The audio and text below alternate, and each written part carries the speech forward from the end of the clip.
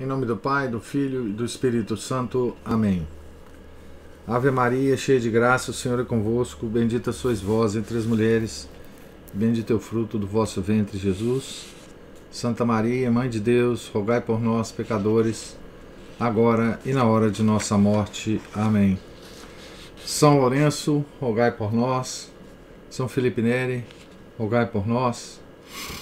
Nossa Senhora de Fátima, rogai por nós. Em nome do Pai, do Filho e do Espírito Santo. Amém. Continuando aqui, nós estamos na página 43 da biografia da Santa Gema Galgani, escrita pelo padre Germano de Santo Stanislau, padre passionista e diretor espiritual de Santa Gema. Estamos no início do capítulo 4,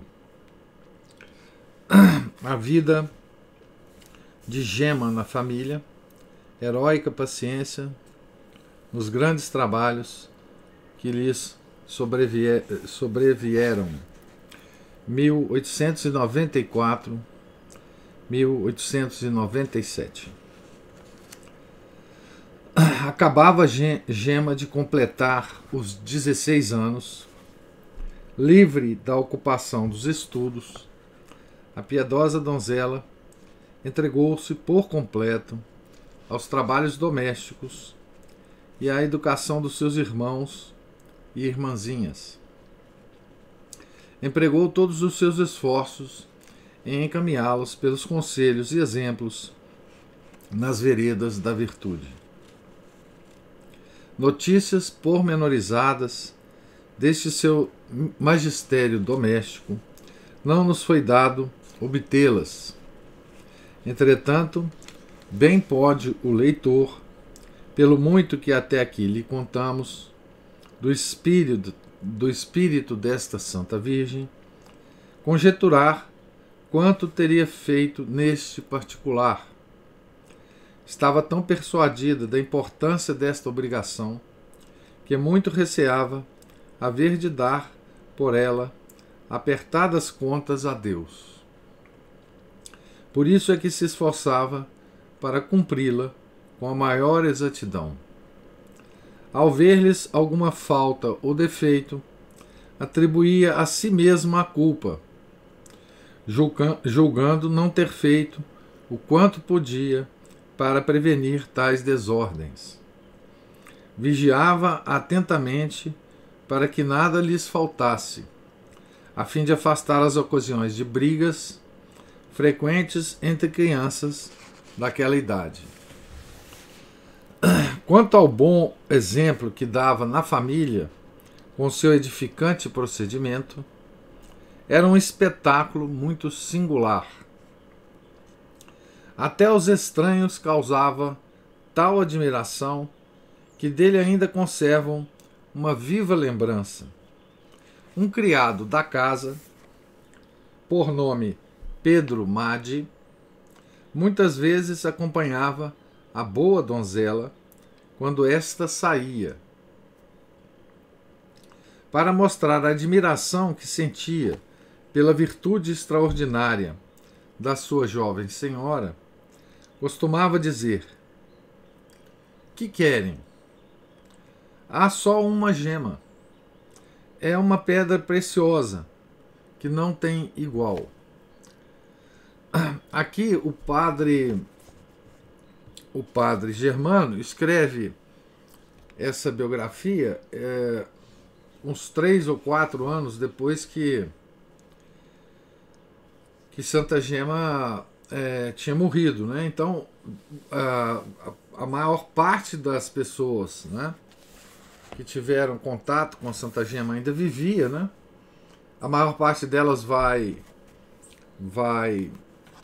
participar, né, tanto do processo de beatificação quanto do processo de canonização.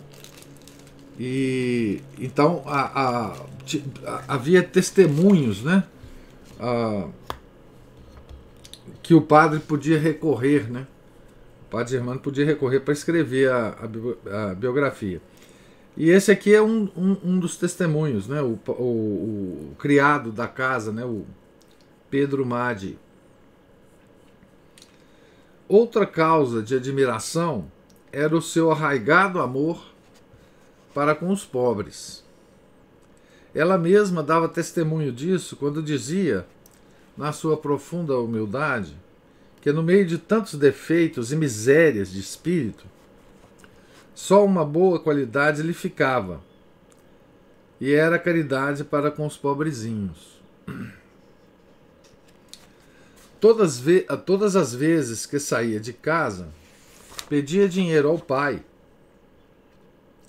e quando me negava, isso aqui é um testemunho dela própria, né? Todas as vezes que saía de casa, pedia dinheiro ao meu pai. E quando me negava, o que fazia de vez em quando, suplicava-lhe que me permitisse levar pão, farinha ou outros alimentos. Graças a Deus, encontrava sempre no caminho alguns pobres, até 3 ou 4. Aos que vinham em casa, eu dava roupa e tudo que podia encontrar. Mas isso me fora proibido pelo meu confessor. Então fiquei numa posição bem difícil. Meu pai não me dava mais dinheiro e eu não podia levar nada de casa. Ora, todas as vezes que saía, encontrava pobres que me corriam ao encontro, e eu sem coisa alguma que lhes pudesse dar. Afligia-me tanto isso, que não podia deixar de chorar continuamente. E foi por essa razão que acabei por não sair mais. Então, a situação dela era essa, quer dizer, o confessor tinha proibido, certamente com boa intenção, né? Porque eu imagino o tanto de atenção, né, que essa menina, né, de 16 anos chamava ao sair na rua, né? Imagino que muitos pobres esperavam, né, por ela e para receber as suas esmolas, né? Esta sua resolução não a pôde cumprir com todo aquele rigor que desejara, porque o seu pai, que lhe conhecia o caráter vivo e ardente, sob pretexto de dar aos seus outros filhos uma pessoa de confiança que os acompanhasse nos passeios, obrigava a jovem a sair de casa, ao menos de vez em quando. Obedecia então Gema, mas transposta apenas à porta de casa, tomava certos atalhos, dela bem conhecidos, e saía logo do povoado, dirigindo-se para o campo. Procurava um lugar isolado que unia aos benefícios do ar livre as vantagens da solidão. Mas, até nesta inocente diversão, tomada só por obediência e usada com tanta cautela, veio o demônio aborrecê-la. Certo dia, um jovem oficial do exército, que a tinha observado, pôs-se a acompanhá-la. Não o percebeu a boa donzela, porque andava sempre de olhos baixos. Mas quando alguém a avisou o que sucedia, afligiu-se ao extremo, chorou muito, e depois de se ter encomendado fervorosamente a Deus, tomou a firme resolução de não sair mais de casa, senão para ir à igreja vizinha de São Frediano. Parecia difícil manter um tal propósito, por causa da oposição de seus pais. Deve ser de seu pai, né? Porque ela já não tinha mãe, né? Aqui deve ter um errinho aqui na...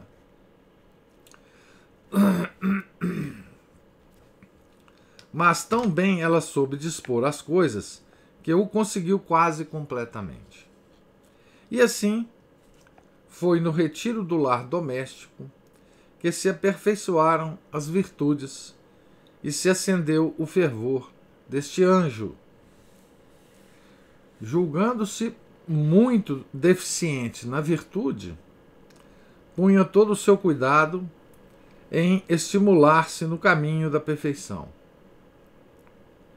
Gema, repetia ela constantemente, deve mudar e entregar-se a Deus. Então ela se achava uma grande pecadora, né? Ela vai repetir isso muitas vezes.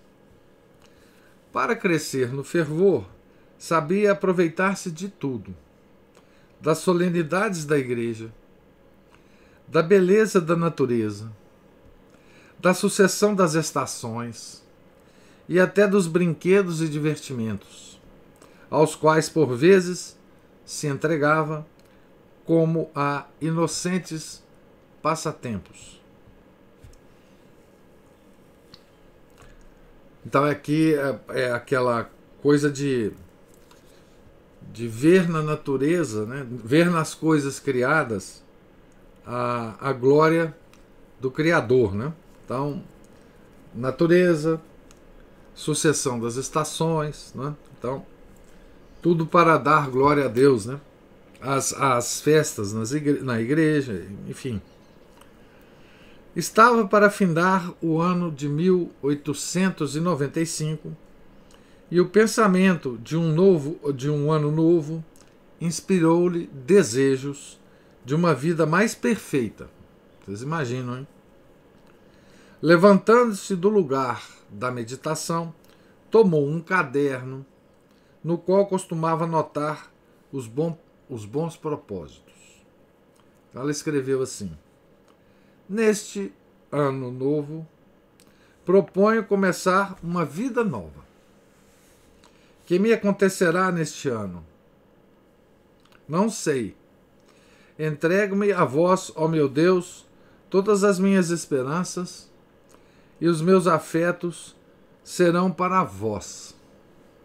Sinto-me fraca, ó Jesus, mas com vosso auxílio espero e resolvo viver de outro modo, isto é, mais unida convosco. Nas suas ocupações e devoções, não fez quase nenhuma mudança.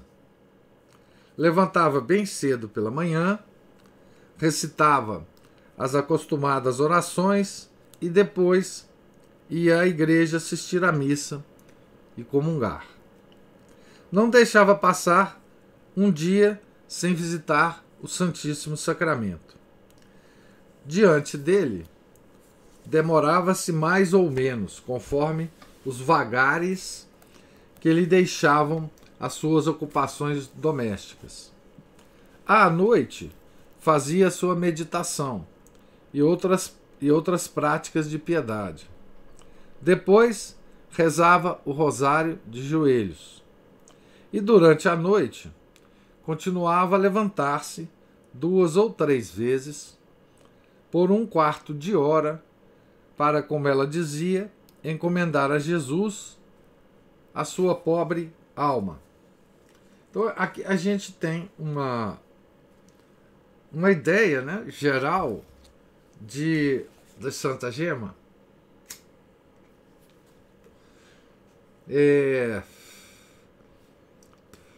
Num estado em que ela não que depois vai ser o normal na vida dela, né? Que ela não entrava em êxtase, né? Que ela tinha uma vida, digamos assim, doméstica, com afazeres domésticos muito determinados, né? E com uma disciplina de oração, digamos, de uma alma piedosa, obviamente, com certas características até de freiras, etc., né? Levantar durante a noite 2 ou 3 vezes. Isso não é normal, mas as outras coisas, digamos assim, são coisas normais de uma alma piedosa, né? Não atualmente, mas obviamente enfim, ao longo do século passado, no início do século passado, nós podemos imaginar muitas almas piedosas que tinham uma disciplina, digamos assim, de oração parecida com a da Santa Gema, né? A missa diária, comunhão, oração pela manhã, oração pela noite, meditação, que é a oração mental que a igreja recomenda, né? Nada de extraordinário por enquanto, né? Pelo menos na parte visível, né? Avalie o leitor os sentimentos de viva dor, de confiança e de amor que se acendiam no coração desta virtuosa virgem que se achava só com seu Jesus. Sabemos pela própria Gema que desde então Deus se comunicava à sua alma com suaves demonstrações de amor e vivas inspirações. Luzes claras, essa expressão está entre aspas, né? Como costumava dizer, luzes claras, né? Embora vivesse ainda no meio das ocupações domésticas e seus pés pisassem ainda esta nossa terra, a sua alma já pairava nas sublimes regiões do céu. Ficava tão absorta por essas manifestações que, ainda mesmo nas ocasiões em que podia ficar mais exposta a distrair-se, não as perdia nunca de vista. Não se julgue, porém, que um recolhimento interior tão profundo lhe estorvasse o cumprimento exato dos deveres de casa. Eram-lhe antes um poderoso auxílio para fazer tudo com a maior perfeição e diligência, estando bem convencida de que, procedendo assim, agradava muito a Deus. Então, os deveres de Estado, né?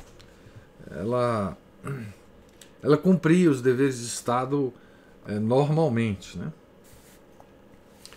Para desprender cada vez mais o coração desta sua esposa de todas as coisas terrenas e afeiçoá-lo a si, de tal sorte que não achasse alegria em nenhuma outra coisa, serviu-se o Senhor do seguinte meio extraordinário na época em que chegamos nesta história, isto é, no ano de 1895. Então vamos lá. Recebera ela um presente de um familiar, um relógio numa corrente de ouro. Para agradar à pessoa que lhe fez tamanha gentileza, julgou conveniente pendurá-lo ao pescoço ao menos uma vez em que saísse de casa. Pois bem, quando voltou, ao tirar aquela joia, pareceu-lhe ver o seu anjo da guarda, que lhe lançava um olhar severo e dizia: os ornatos preciosos que deve usar a esposa de um rei crucificado não podem ser senão a cruz e os espinhos. Aqui tem uma nota desse comentador aqui, feitor de notas aqui, dizendo assim: aqui aparece o primeiro sinal do magistério espiritual que o santo anjo da guarda de Santa Gema veio posteriormente a exercer em sua vida espiritual. Aqui, bom, então agora segue a nota. O Papa Emérito Bento XVI, no dia 29 de junho de 2009, ao relatar o evento em que fraturou sua mão direita, disse que seu anjo da guarda não impediu meu infortúnio, seguindo certamente ordens superiores. Talvez o Senhor quisesse me ensinar a ter mais paciência e humildade, dar-me mais tempo para oração e para meditação. Então, uma citação de Bento XVI aqui. Não sei por que o rapaz teve essa vontade aqui de fazer isso, mas está lido a nota aí. Então, o anjo da guarda de Santa Gema, ele vai ter um papel muito grande na vida dela. Vocês vão ver mais para frente. Ele vai ter uma presença permanente na vida dela, diária, né? De orientação dela, né? E essas brigas que ela... essas chamadas de atenção que o anjo da guarda fez com ela aqui vai se tornar uma coisa mais ou menos permanente, né? Depois que ele falou isso para ela, ele desapareceu, né? Imagine o leitor a impressão que causou na alma da piedosa jovem aquela aparição e aquelas palavras tão significativas. Não foi preciso mais nada. Repeliu de si, com desprezo, o relógio e a corrente. Depois, reparando que trazia no dedo um anel, tirou-o também. Prostrada então por terra e desfeita em lágrimas, fez este propósito: por vosso amor, ó Jesus, e para não ser agradável senão a vós, prometo nunca mais usar tais coisas, nem falar em assuntos de vaidade. Esse é o propósito, né? Cumpriu esta promessa em todo o resto de sua vida, e deste dia em diante não quis mais saber de modas nem de enfeites.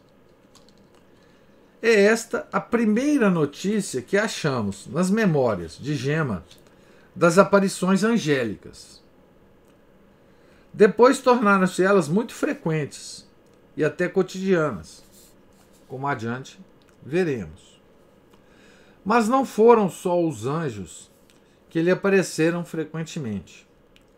O próprio Rei dos Anjos, Jesus Cristo, designou-se, desde aquele tempo, a fazer-lhe amorosas visitas, segundo ela mesma confiou ingenuamente a seu diretor, quer dizer, o autor do livro aqui, né?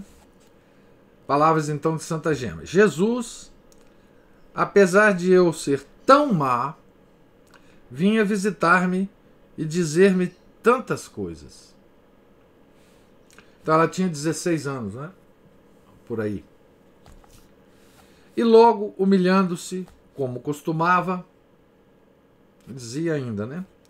Não sei como Jesus não se mostrava indignado. Foi só uma vez que eu vi contrariado. E desta vez foi certamente para experimentá-la, não por alguma culpa real, porque pelo que é de faltas voluntárias, Gema não cometeu nem uma só em toda a sua vida. Então, faltas voluntárias, né? Sabendo que estava cometendo e cometendo, né? E cometeu, né? E aqui fala o diretor espiritual dela, que conhecia ela profundamente, né? Assim, pois, aos 17 anos, já era favorecida com o ouvir a voz de Jesus. Além disso, via-o, contemplava-o com seus próprios olhos, donde se deduz que já então havia começado a gozar daquela vida espiritual que se foi aperfeiçoando de ano em ano e a tornou tão admirável em santidade. Então comparemos aqui a Santa Gema, né, com uma outra santa que nós lemos a biografia recentemente, né? A 1895. Né? 1895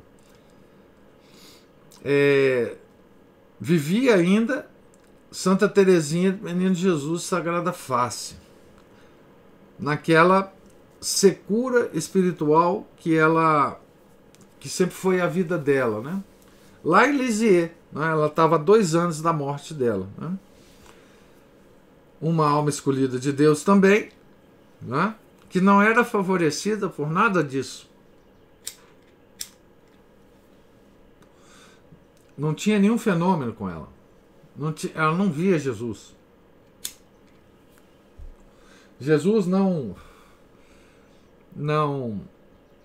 acumulava de nenhum tipo de consolação, né? Então, esse é um outro aspecto, né? E aqui Santa Gema, na Itália, em Lucca, né? Um outro tipo de santidade, né?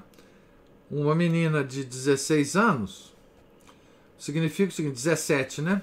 Significa o seguinte, a Santa Gema era 7 anos mais nova, não é? 7 anos mais nova que Santa Teresinha do Menino Jesus, não é? Só para a gente ter ideia da diversidade, né, das santidades que Deus nos oferece, né, para nós contemplarmos, né, e no que for possível para nós imitarmos, né?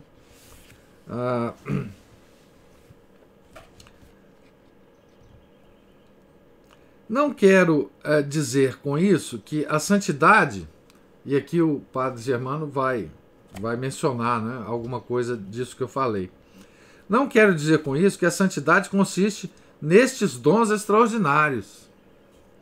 Porque há muitos santos na Igreja de Deus que mereceram, por suas exímias virtudes, as honras dos altares e que, entretanto, não receberam nunca semelhantes favores do céu. Não? Mas quando uma pessoa é deles favorecida, há em seu favor grande presunção de santidade, porque não são concedidos às almas vulgares. Não é, pois, de admirar que a nossa feliz Gema, elevada a tão sublime estado, desprezasse inteiramente os bens caducos desta miserável vida e desejasse ansiosamente o paraíso. Esta aspiração, aliás, nós a vimos nascer em seu coração quando era ainda criança. Refere-a ela mesma quando já adolescente. Então, palavras de Santa Gema. Desde o momento em que minha mãe me inspirou o amor do céu, desejei-o sempre. E se Deus me tivesse deixado a escolha, eu me teria desprendido do corpo e voado para lá. Todas as vezes que tinha febre ou qualquer outro incômodo, era para mim uma consolação. Pelo contrário, sofria grande dor quando, após alguma doença, sentia voltar as minhas forças. Houve um dia em que, depois da comunhão, perguntei a Jesus por que não me levava para o céu. Filha, respondeu-me, é porque durante a tua vida eu te quero dar muitas ocasiões de maior merecimento, redobrando em ti o desejo do céu e fazendo-te suportar com paciência esta vida. Isto contava Gema aos 18 anos de idade. Com estas ardentes e incessantes aspirações, crescia indefinidamente no coração da santa donzela o amor de Deus e desenvolvia-se, ao mesmo tempo, outro desejo ainda mais forte, que nos demonstra de que natureza era realmente o seu amor e a que grau de perfeição já tinha ela chegado. Neste mesmo ano de 1896, eis como fala Gema a este respeito. Outro sentimento nasceu em mim, isto é, uma grande ansiedade pelos sofrimentos, a fim de acompanhar a Jesus nas suas dores. À vista de tantos pecados meus, pedia a cada dia para Jesus a graça de sofrer e sofrer muito. Ó meu Jesus, dizia eu, quero sofrer e sofrer muito por vós. Bem se exprimia ao dizer que era veemente esse desejo, porque bastava uma só palavra, uma lembrança, um olhar para a imagem de Jesus crucificado, para sentir-se toda inflamada de compaixão e de amor. Um dia, conta ela, fiquei penetrada de tanta dor ao olhar, isto é, ao fitar os olhos no crucifixo, que caí no chão desmaiada. Meu pai, que estava presente, repreendeu-me, dizendo que me fazia mal ficar sempre em casa e sair tão cedo pela manhã.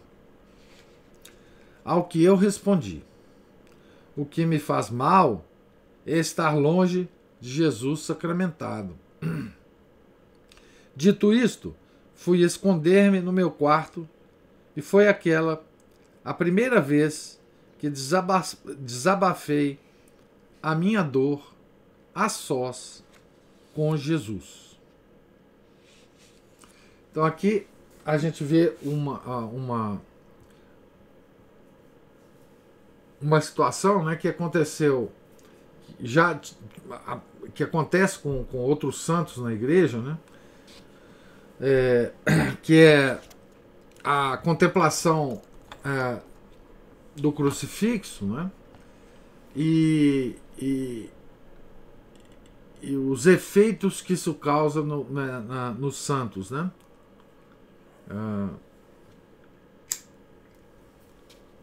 Muitos santos exibiram essas situações, né? São Felipe Neri, por exemplo, não podia normalmente olhar para o crucifixo, né? Ele se habituou a não, nas situações normais, né, a não olhar para os crucifixos, porque ele entrava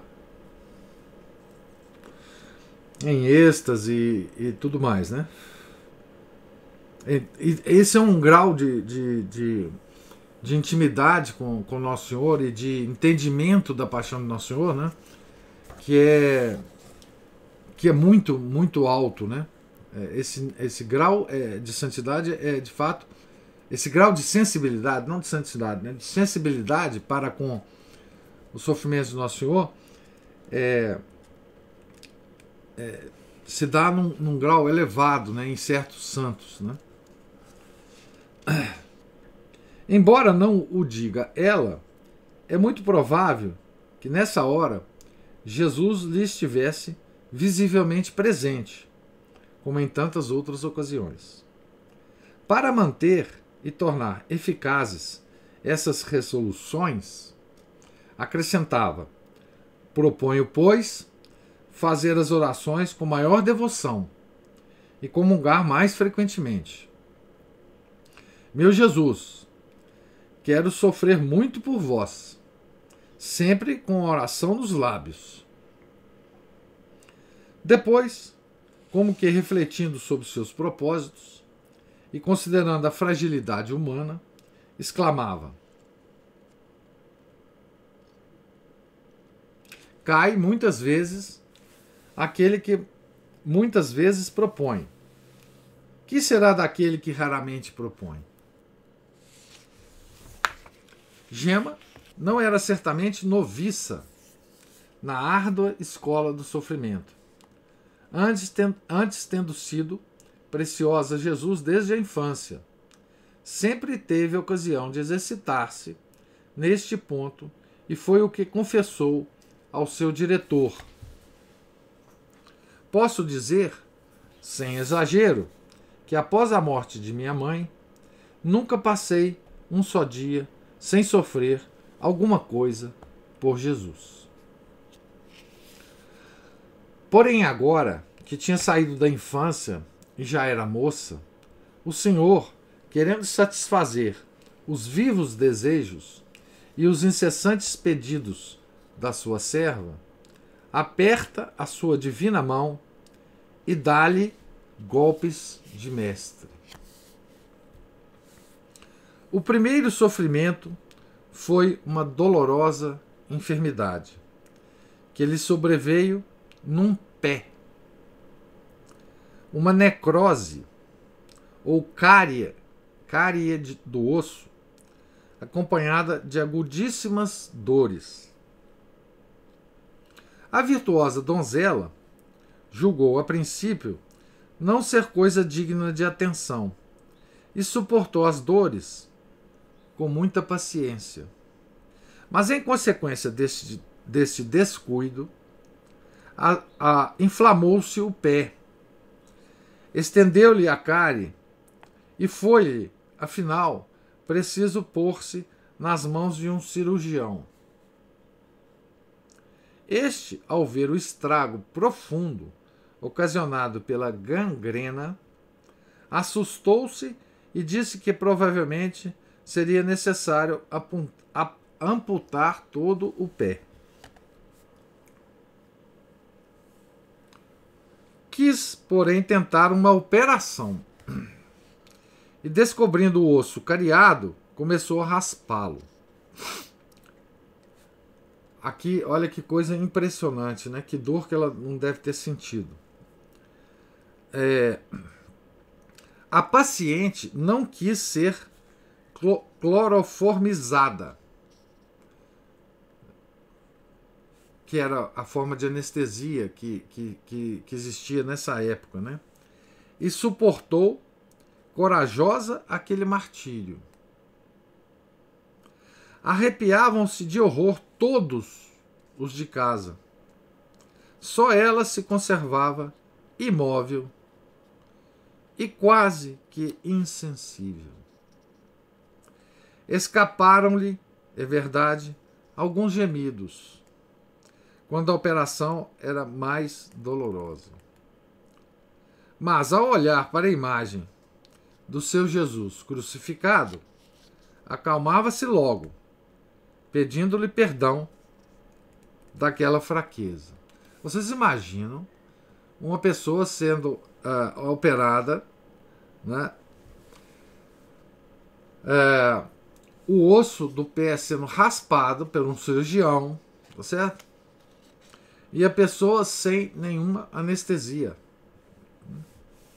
E ainda quando ela gemia, ela pedia perdão a Nosso Senhor pela fraqueza dela. Assim, para usar das suas palavras, depois de ter sido importunado tanto tempo para que lhe mandasse algum sofrimento, quis Jesus consolá-la. Porém, sobrava-lhe ainda muito no amargo cálice da sua paixão para satisfazer a sede daquela alma justa, depois de libertada daquele primeiro sofrimento corporal. Os sofrimentos de Santa Gema serão maiores do que esses, né? Nós veremos. O senhor Henrique, pai de Gema, era um homem de temperamento antigo, bondoso, simples e caridoso. Assim, como não sabia enganar a ninguém, também pensava que todos tinham iguais sentimentos de honradez. Vivia, infelizmente, em tempos muito tristes, embora parecesse não ter consciência de tal fato. Foi, entretanto, conhecida essa sua bondade, e não poucos se empenharam em aproveitar-se dela. Houve, além disto, longas e dispendiosas enfermidades na família, em particular as da mulher e de um filho, que delas vieram a falecer. Acrescente-se a isto 1000 outros infortúnios, que pouco a pouco foram consumindo o grande patrimônio da família. Deste modo, quando chegou o tempo do vencimento das hipotecas, estas não puderam ser pagas e foi a ruína completa. Todos os bens, móveis e imóveis, foram sequestrados e a numerosa família caiu em lamentável pobreza. Pouco depois, adoeceu o pobre pai de um câncer na garganta. Deste veio a falecer com 57 anos de idade, deixando seus amados filhos completamente órfãos. Mal chegou esta notícia aos credores, mandaram meirinhos e soldados fechar a farmácia e sequestrar os poucos móveis que ainda havia na casa. E então ficaram reduzidos à mais desamparada penúria. Não parece ao leitor ver passar diante de seus olhos uma cópia fiel da história do Santo Jó, como conta a Sagrada Escritura? Ouça agora o que disto diz a nossa Gema. Então, como é que ela via, né? Entramos no ano de 1897, ano tão doloroso para toda a família. Eu só, sem coração, assim dizia para ocultar o que nela era virtude heróica, permanecia indiferente a tantas desgraças. Então ela dizia, né, nos escritos dela, né, que essa indiferença em relação ao sofrimento ou à felicidade, né, é porque ela não tinha coração, né? O que principalmente entristecia aos outros, note-se bem, aos outros, não a ela, era ficarem privados de todos os meios, ao mesmo tempo que o nosso pai lutava contra tão grave doença. Compreendi, numa manhã, a grandeza do novo sacrifício que Jesus ia exigir de mim. Chorei muito, mas naqueles dias de dor, Jesus se fazia sentir ainda mais perto a minha alma. Depois, ao ver meu pai tão resignado a morrer, deu-me tão grande força que suportei a acerba desgraça com bastante tranquilidade.